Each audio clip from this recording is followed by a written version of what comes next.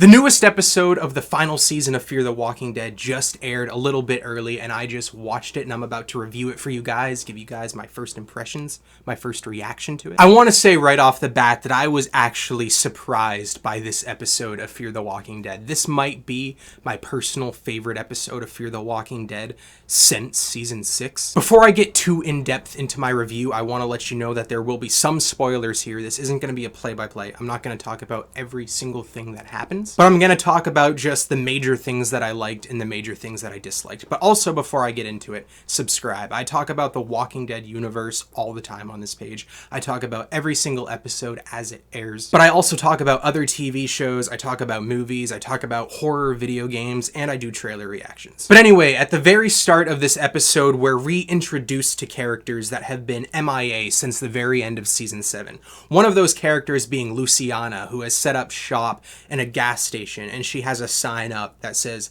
"Take what you need, leave what you don't." Obviously a clear, obvious callback to seasons 5 of Fear the Walking Dead. And it personally makes me happy to see that Luciana is still doing this, because she was the one who actually found Polar Bear. She was sort of the main inspiration of doing that in the first place way back then. And we also learned that during the 7-year time skip that she was creating fuel for Padre. And I like that that's what they had her doing, because obviously that is what she was doing in season 6 of Fear the Walking Dead. So I think it was just cool combining two of Luciana's major character arcs from modern era of Fear the Walking Dead into one. And the other character that we're reintroduced to is Charlie. It turns out that she is alive after 7 years, wearing a horrible wig after she was just days away from death at the very end of season 7. And I, like I'm sure a lot of you, rolled my eyes at this. It seems like something that the writers of Fear the Walking Dead would do. But I'm looking at this positively, and here's where I'm going to get into some major spoilers for this episode and the end of this episode. Yes, it's not the most believable thing in the world that Charlie is still alive at this point in the Walking Dead universe 7 years later after she had serious radiation poisoning. However, keeping her alive was a chance for the writers to fully and truly complete her character arc as it was set up when she was first introduced in season 4. We have multiple callbacks to her killing Nick. We even see flashbacks of Nick all throughout this episode, and I really liked seeing that. And we get to see Madison for the first time learning that Charlie was responsible for Nick's death, and we get Madison feeling the guilt because she's the one who vouched for Charlie. She's the one that brought Charlie into the stadium in the first place. And we have Charlie and everyone convincing Madison that Charlie has gotten a second chance, that she has learned from her wrongs, that she has proven herself to be an actual vital member of this community, of this group of characters, and that she genuinely feels bad for Nick's death. And Strand even says to Madison that Alicia was the very first person to forgive her. All while Madison hasn't yet forgiven Charlie, because obviously why would she? She has just learned this, all while feeling the guilt of it at the same time. And she tells Charlie that if she truly wants to make up for what she has done, she has to infiltrate Troy Otto's group and kill him. And in Madison's mind, in Madison's character arc, we have this clashing of different eras of Fear the Walking Dead, where we have Charlie killing Nick, which is a modern Fear the Walking Dead character arc. And Madison is now combining that with Troy and having him apparently kill Alicia. And Madison just felt like Madison. She was pissing me off. She was making a lot of calls that I didn't agree with. And it just felt like Madison. I'm not saying I liked what she was doing, but it felt true to her character that she would do what she did. And of course we have Charlie meeting Troy, two characters that had a bond with Nick but have never met each other before, and I really liked that scene, and I'm going to get more into that in a bit. And then that whole plot line, that whole character arc for Charlie ends with her killing herself, which is something that Charlie almost did way back in season 4, something Alicia stopped her from doing when she was originally dealing with the guilt of killing Nick. And Charlie essentially makes the decision to do that to save Padre, to make it so Madison and her group don't have to make the choice between either giving Troy the location of Padre or saving Charlie. So in Charlie's mind, she was essentially righting every wrong that she did, whether we, the audience, agree with it or not. So yes, I know it's unbelievable. I know it's so easy to roll your eyes at the thought of Charlie still being alive. But in my mind, in my opinion, it was a positive trade-off, because now we have an actual legitimate end, satisfying end, in my opinion, to a character arc that has lasted seasons. And now I want to go back to the scene that I was talking about before with Troy talking to Charlie. I loved this scene. If you watched my last review for Fear the Walking Dead, you would know that I absolutely love the character of Troy Otto, that he's my favorite antagonist in the entire Walking Dead universe, and that I'm so hesitant at the new showrunners having a shot at writing his character. I'm not sure if they're going to do him justice, but this episode gave me more faith. It made me hopeful that they're going to do justice to this character that I love so much. Every single scene that Troy is in, he just dominates. You can tell that when it comes to the writing, when it comes to the direction, that they are putting 110% into his scenes. At least that's how it feels to me. And in this episode, it further proves to me that Troy does feel like Troy. He feels like the same character that we left dead in the dam at the end of season 3. He feels like the same person, at least so far. He's more of a psychopath, he's more in charge, he's more of a leader than he was in season 3, but he still shows those same psychopathic tendencies. But more importantly, he still shows the human traits of Troy that were so important to his character in season 3. Those moments are still popping through, which I really appreciate. I really like that they had Troy say that he saw Nick as a brother. I really like that they know that that's where Troy's mind should be. Whether or not that's true or not is obviously up to debate and up to the opinion of each character, but it's important that Troy himself thinks that that is true. However, I'm slightly hesitant with the character arc that they're doing with Troy.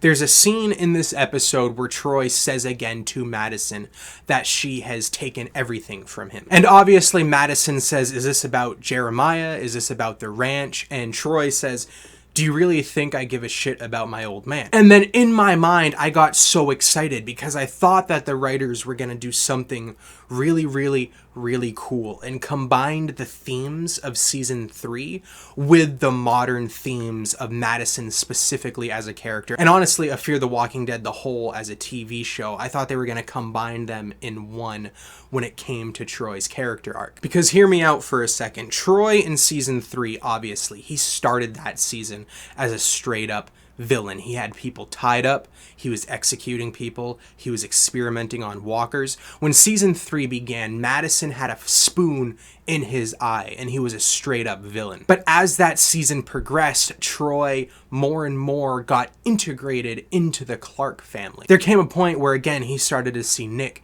as a brother-like figure, and he started to see Madison as a mother-like figure. I'm not saying they felt that way about him, but that's how he felt. And then come the end of the season, he felt at least comfortable enough with them to show some softness. And that's exactly what he did at the very end of season 3 when he opened up to Madison in his monologue, the scene before she killed him. And then obviously there came a point where he felt the need to not really hide it and tell Madison that he was the one that led the walkers to the Brokejaw Ranch initially. And in Troy's mind, he felt comfortable. He felt like he was actually gonna become part of a family that maybe he'd enjoy to be part of, and he in turn was met with 2 hammer blows to the head and he was left for dead. And now present day Troy is faced with looking at Madison and the group of Fear the Walking Dead and what they stand for, and Madison's mantra of no one's gone until they're gone, and how every single character is given a second chance, which is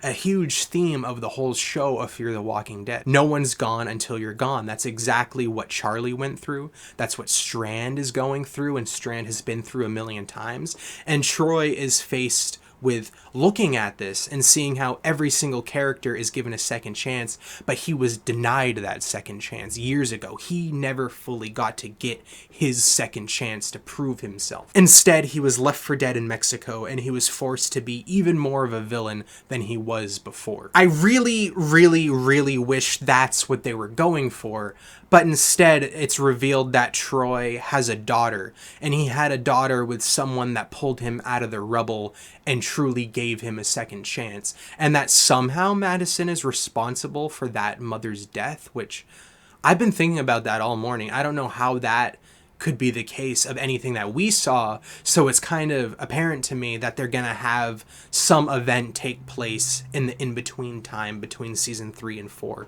And that's just gonna feel kind of cheap to me. Now, obviously, they could do both at the same time. They could have this character arc with a daughter, with Madison being responsible for the death of someone Shory really cares about and loves, all while having the theme of second chances and redemption and forgiveness integrated in there as well. Obviously, they could do that, but do I think that the writers of Fear the Walking Dead are going to do that?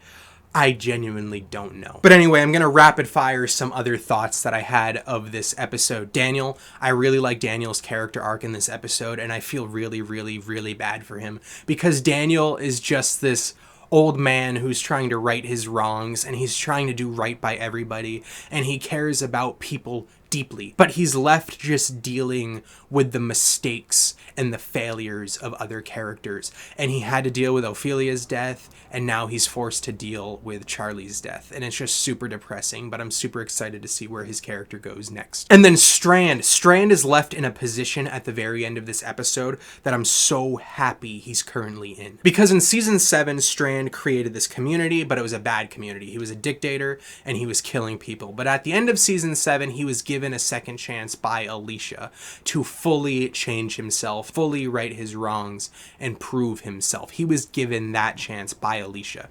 And at the end of this episode, he's left dealing with that choice. Madison has put Strand in charge of Padre. And I'm just really, really glad that Strand is now exactly where I want him to be, exactly where he should be to truly continue his character arc from season 7. But anyway, I thought this was a really, really, really enjoyable episode, and I thought that the writers and everyone involved did a genuinely good job at combining plots and character arcs and themes from the Dave Erickson era of Fear the Walking Dead and the modern era of Fear the Walking Dead. I think they did a really good job and better than I thought they were going to do. And let's just hope that trend continues. What did you think about this episode? Let me know in the comments. And once again, consider subscribing, and thank you for watching, especially if you watched this far.